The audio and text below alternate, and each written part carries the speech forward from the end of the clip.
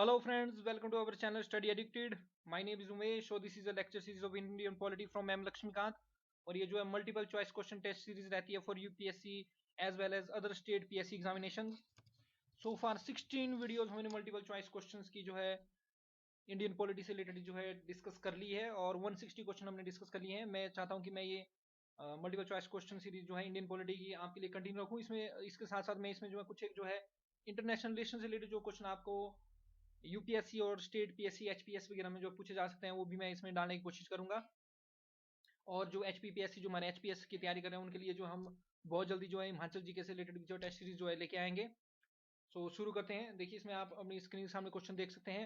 Which of the following are envisaged by the right against exploitation in the Constitution of India?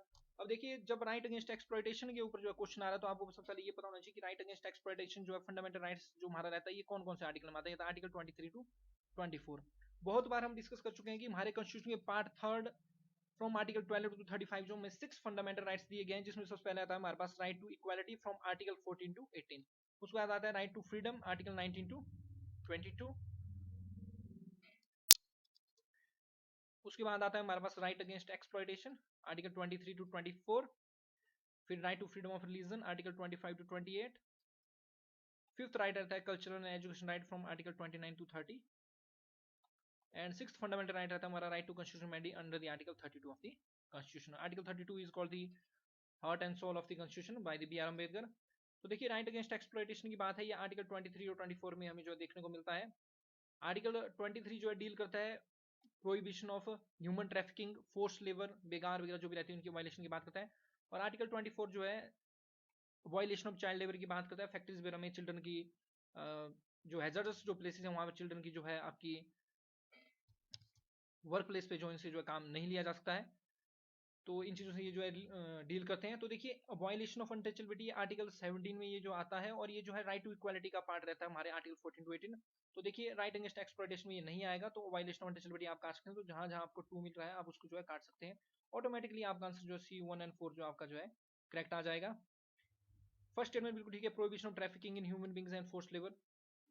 Protection of interest of minorities ये देखिए article 29 में आते हैं और ये cultural education rights में ये जो आते हैं राइट अगेंस्ट एक्सप्लॉइटेशन नहीं आएगा तो इसको भी हम काट सकते हैं. और prohibition of employment of children in factories and mines ये जो है आर्टिकल 24 के ये जो प्रोविजन रहते हैं prohibition of child labour article 14 में ये जो आती है. तो इस तरह से सी जो हमारा इसका जो राइट आंसर हो जाएगा. नेक्स्ट क्वेश्चन अगेन काफी इजी क्वेश्चन है. अगर आपने मेरे लेक्चर सेटिंग से सुना है तो आप इसको बड़े इजीली सॉल्व कर सकते हैं. इसमें पूछा गया कि consider the following statements regarding writs. देखिए रिट्स इशू करने की पावर जो हमारी कंट्री में under the article 32 of the constitution जो सुप्रीम कोर्ट रहती है और supreme court is bound to issue writs for the enforcement of the fundamental rights. और under the article 226 of the constitution के तहत जो हाई कोर्ट भी जो है रिट इशू कर सकते हैं. और हाई कोर्ट जो है रिट इशू कर सकते हैं for the enforcement of fundamental rights as well as any other purpose. और हाई कोर्ट जो बाउंड नहीं होते हैं रिट इशू करने के लिए. ये रिट इशू कर भी कर सकते हैं, ये मना भी कर सकते हैं रिट इशू करने के लिए. लेकिन under the article 32 of the constitution for the enforcement of the fundamental rights of the citizen supreme court is bound to issue the writs.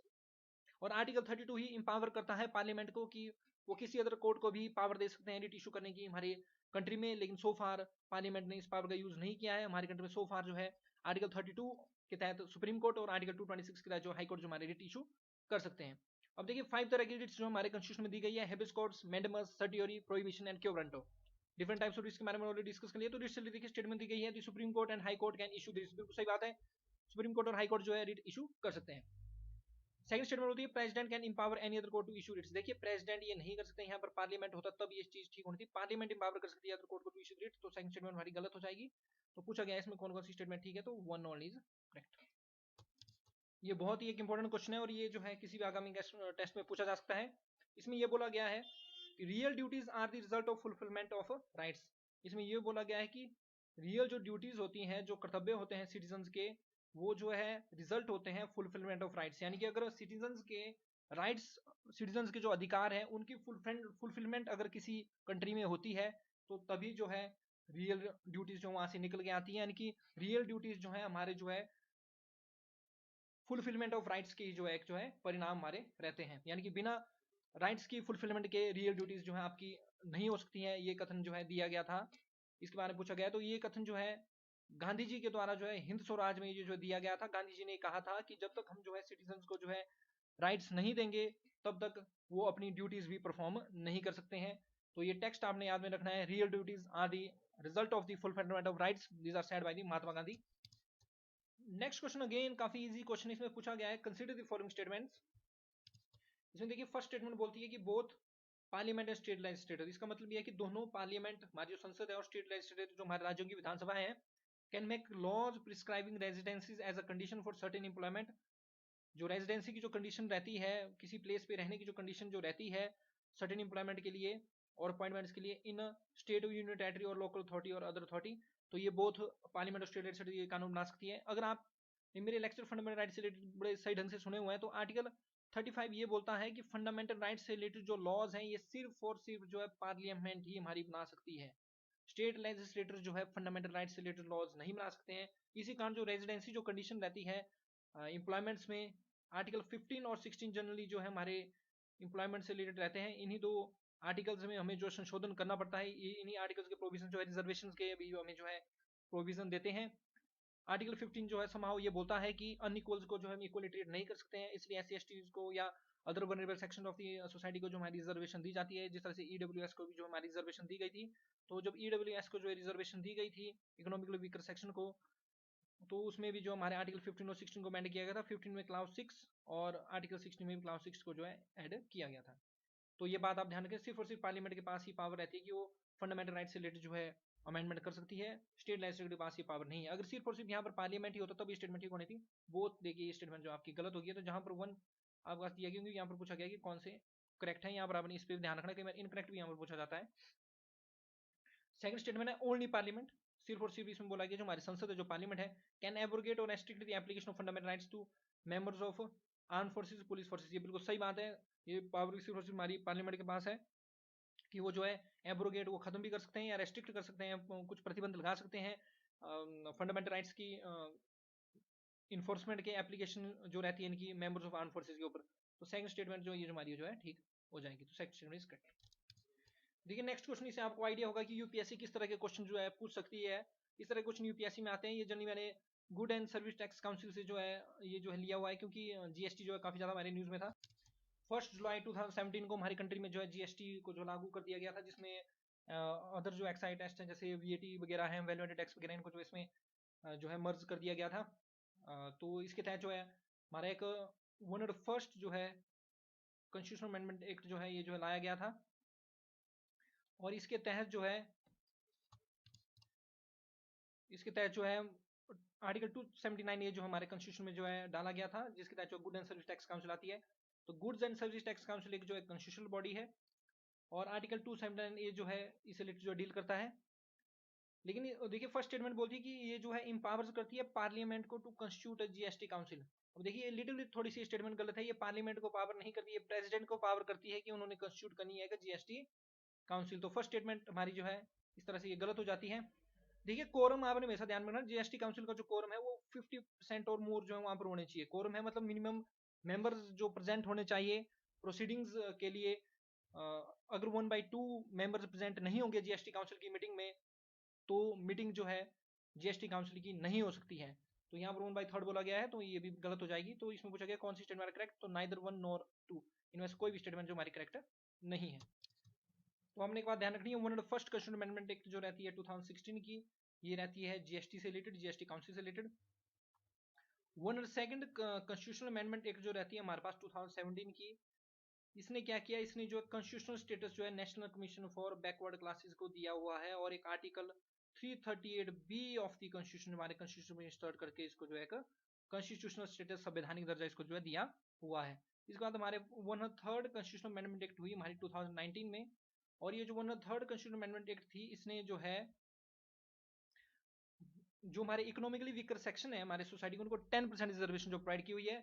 और इसके बाद 104th कॉन्स्टिट्यूशनल अमेंडमेंट एक्ट हुई 2020 में, इसने जो है SC/ST की जो रिजर्वेशन थी 10 साल तक जो और बढ़ा दी है हमारी लोकसभा में। और इसने जो है एंग्लो इंडियंस की जो रिजर्वेशन जो रहती है लोकसभा में under the article 331 of the constitution, इसको खत्म कर दिया है। तो ध्यान रखें, इन प्रेजेंट हमारी कंट्री में जो एंग्लो इंडियंस को जो रिजर्वेशन दी जाती थी under the article 331 of the constitution, जिसके साथ प्रेसिडेंट जो है 2% को जो है एंग्लो इंडियन कम्युनिटी के जो है इनको जो नॉमिनेट करते थे लोकसभा में, अब इसको जो है खत्म कर दिया गया है। नेक्स्ट क्वेश्चन हमारे 8th शेड्यूल से रिलेटेड पूछा गया है और इसमें ये बोला गया कि वो कौन से संविधान संशोधन था, कौन सी कॉन्स्टिट्यूशन अमेंडमेंट एक्ट था जिसके द्वारा जो 4 लैंग्वेज हमारे कॉन्स्टिट्यूशन में जो है ऐड की गई थी, जिससे जो है हमारी कॉन्स्टिट्यूशन लैंग्वेज का जो नंबर है वो 22 हो गया था। देखिए तो 8th जो शेड्यूल है हमारे कॉन्स्टिट्यूशन की, ये डील्स करती है हमारी कॉन्स्टिट्यूशन लैंग्वेज से। ओरिजिनली इसमें जो 14 ही लैंग्वेज थी, लेकिन बाद में क्या होता है कि 21st कॉन्स्टिट्यूशन अमेंडमेंट एक्ट होता है 1967 में, और इसके द्वारा जो है सिंधी हमारे कॉन्स्टिट्यूशन में ऐड की जाती है। और सिंधी को ऐड करने के बाद जो हमारा नंबर जो लैंग्वेजेस का हो जाता है ये हो जाता है 15। उसके बाद 71st कॉन्स्टिट्यूशन अमेंडमेंट एक्ट 1992 में होती है। इसके द्वारा जो है कोंकणी, मणिपुरी और नेपाली हमारे कॉन्स्टिट्यूशन में ऐड की जाती है। कोंकणी, मणिपुरी एंड नेपाली, इस तरह से नंबर हो जाता है 18। और इसके बाद में हमारे पास जो है 92nd कॉन्स्टिट्यूशन अमेंडमेंट एक्ट 2003 होता है। बोडो, डोगरी, मैथिली और सेंथली जो हमारे कॉन्स्टिट्यूशन में ऐड की जाती है, और टोटल लैंग्वेज का नंबर हो जाता है 22। तो राइट आंसर इसमें हो जाएगा 92nd कॉन्स्टिट्यूशन अमेंडमेंट एक्ट 2003। और आपने ध्यान में रखना जो 91st जो कॉन्स्टिट्यूशन अमेंडमेंट एक्ट है 2003 की, बहुत इंपॉर्टेंट ये अमेंडमेंट है। इसने जो है मिनिस्टर्स का नंबर, जो मिनिस्ट्री जो रहती है, काउंसिल ऑफ मिनिस्टर्स रहते हैं, उनका नंबर जो है 15% of the total strength of Lok Sabha या रिस्पेक्टिव स्टेट लेजिस्लेचर के जो है कर दिया था। और 10% इसने जो है मिनिस्टर्स, काउंसिल ऑफ मिनिस्टर्स का नंबर जो है पुडुचेरी और दिल्ली की लेजिस्लेटिव असेंबली में कर दिया था। और एक कंडीशन होती थी हमारी 1/3, मतलब जिसमें 1/3 अगर पॉलिटिकल मेंबर जो स्प्लिट के लिए जो है फेवर करते थे तो उन पर एंटी डिफेक्शन लॉ नहीं लगता था। इस प्रोविजन को इसने हटा दिया। सो फार अब सिर्फ और सिर्फ मर्जर के ऊपर ही एंटी डिफेक्शन लॉ नहीं लगेगा, बाकी केस में, स्प्लिट के केस में जो है हमारे पास एंटी डिफेक्शन लॉ जो है लगेगा। नेक्स्ट क्वेश्चन अगेन काफी इजी, यही बोलता है कि कौन सी अनुसूची, कौन सी शेड्यूल जो है हमारे कॉन्स्टिट्यूशन की, तो इस क्वेश्चन में पूछा गया कि कौन सी शेड्यूल जो रहती है हमारे संविधान की, वो कंटेन करती है provision relating to the administration and control of the schedule areas in several state. तो बहुत सी स्टेट में जो एडमिनिस्ट्रेशन जो आता है शेड्यूल एरिया का, 5th शेड्यूल डील करेगी और 6th शेड्यूल डील करेगी सिर्फ असम, मेघालय, त्रिपुरा, मिजोरम के शेड्यूल एरिया और ट्राइबल एरिया से रिलेटेड। देखिए नेक्स्ट क्वेश्चन में जो पूछा गया कि कौन सी शेड्यूल जो है हमारे संविधान की जो है कंटेन्स करती है प्रोविजन रिगार्डिंग एंटी डिफेक्शन। तो एंटी डिफेक्शन जो 10th शेड्यूल में हमारे जो है इसमें प्रोविजन रहते हैं, और ये जो 52nd कॉन्स्टिट्यूशन अमेंडमेंट 1985 के द्वारा जो ऐड की गई है। अब देखिए एंटी डिफेक्शन जो है, एंटी डिफेक्शन के बारे में आपको ये पता होना चाहिए। मान लीजिए कोई भी पार्टी का मेंबर है, सपोज कर लीजिए कि कोई बीजेपी पार्टी का मेंबर है, मैं जस्ट सपोज करने के लिए बोल रहा हूँ, पार्टी से रिलेटेड हमारा कोई इसमें लेना देना नहीं होना चाहिए। मान लीजिए बीजेपी का मेंबर है और उसने बीजेपी की टिकट लेके जो है लोकसभा में जो है ये जो चुन के जो है चला जाता है और मेंबर ऑफ हाउस बन जाता है। तो फर्स्ट जो चीज हम देखेंगे वो एंटी डिफेक्शन लॉ जो है किस तरह से जो है मेंबर ऑफ पॉलिटिकल पार्टी के ऊपर लगेगा। अब मान लीजिए ये मेंबर ऑफ पॉलिटिकल पार्टी है, ये जो है लोकसभा के लिए चला गया और इसने क्या कर दिया कि बाद में जो है पहली चीज इसने की कि वॉलंटरी इसने जो है रिजाइन कर दिया, अपना इस्तीफा जो है अपनी पार्टी से दे दिया, तब इसके ऊपर एंटी डिफेक्शन लॉ लग जाएगा और इसकी जो मेंबरशिप जो रहेगी लोकसभा की, जो ये सदस्य है लोकसभा का, वो जो है रद्द हो जाएगी। दूसरा रहता है इफ यू वोट अगेंस्ट, अगर ये जो है अपनी पार्टी की गाइडलाइंस के अगेंस्ट जो है वोट करता है या एब्सटेन करता है वोटिंग इन दी हाउस, तब भी इनके ऊपर जो इसके ऊपर जो एंटी डिफेक्शन लॉ जो है लग जाएगा। या ये किसी और पॉलिटिकल पार्टी को ज्वाइन कर लेते हैं तो तभी इनके ऊपर एंटी डिफेक्शन लॉ जो लग जाएगा। दूसरे रहते हैं हमारे पास नॉमिनेटेड मेंबर्स। पार्टी मेंबर्स का हमने देख लिया, दूसरे होते हैं हमारे पास नॉमिनेटेड मेंबर्स। अब आप ये पूछेंगे कि ये नॉमिनेटेड मेंबर्स कौन होते हैं, तो सो फार अब हमारे संविधान में जो है सिर्फ और सिर्फ 12 मेंबर जो है under the article 80 of the constitution, जो है बड़ा इंपॉर्टेंट आर्टिकल है, under the article 80 of the constitution जो प्रेसिडेंट जो है 12 मेंबर्स को जो है नॉमिनेट करता है राज्यसभा के लिए। ऐसे मेंबर्स जिनके पास जो है स्पेशल नॉलेज और एक्सपीरियंस रहता है in the literature, science and social service से रिलेटेड, तो इनको जो है नॉमिनेट किया जाता है under the article 81 of the constitution. तो मान लीजिए अब ये नॉमिनेटेड मेंबर्स हैं, नॉमिनेटेड मेंबर्स के पास ध्यान रखिए आप, ऑप्शन रहता है। मान लीजिए नॉमिनेटेड मेंबर्स, मान लीजिए कोई मेंबर जो नॉमिनेट हो जाता है राज्यसभा के लिए, तो उसकी नॉमिनेशन से लेके 6 महीने तक इसके पास टाइम रहेगा कि ये किसी भी पॉलिटिकल पार्टी को ज्वाइन कर सकता है। अगर इस 6 महीने के पीरियड के बाद ये किसी पॉलिटिकल पार्टी को ज्वाइन करेगा तो इसके ऊपर अगेन एंटी डिफेक्शन लॉ लग जाएगा। और थर्ड हमारे पास रहते हैं इंडिपेंडेंट मेंबर्स। अब आपको पता है कि कुछ आजाद कैंडिडेट भी होते हैं हमारे इलेक्शन में, इंडिपेंडेंट होते हैं ये।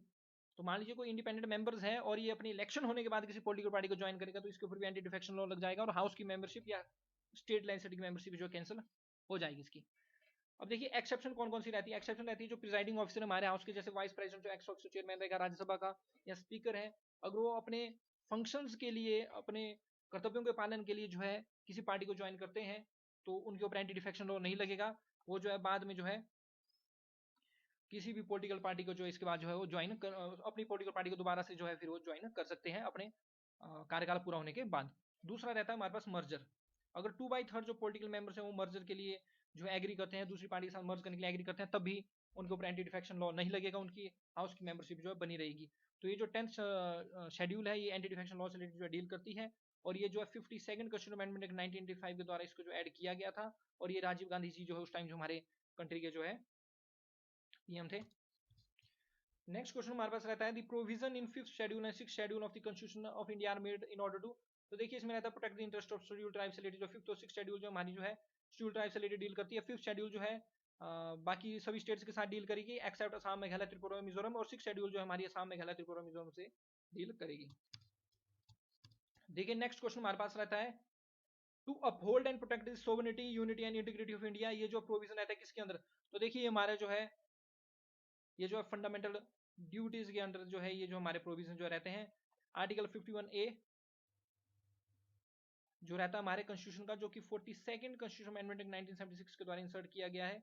आपको इस बात का नॉलेज होना चाहिए कि जो हमारा ओरिजिनल जो कॉन्स्टिट्यूशन था उसमें फंडामेंटल ड्यूटीज नहीं थी, लेकिन बाद में स्वर्ण सिंह कमेटी की रिकमेंडेशन पर और बाई 42nd कॉन्स्टिट्यूशन अमेंडमेंट 1976 हुआ।